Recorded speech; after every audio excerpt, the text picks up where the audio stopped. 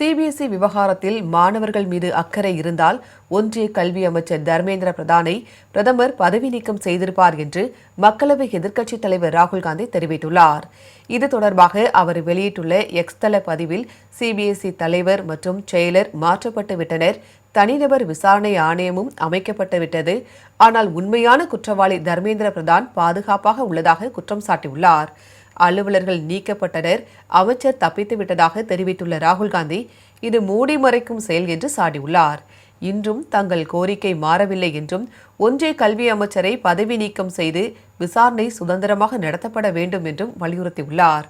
18.5 லட்சம் சிபிஎஸ்இ மாணவர்கள் மீது பிரதமருக்கு அக்கறை இருந்திருந்தால் தர்மேந்திர பிரதானை அவர் எப்போதோ பதவி நீக்கம் செய்திருப்பார் என்று ராகுல் காந்தி குறிப்பிட்டுள்ளார்.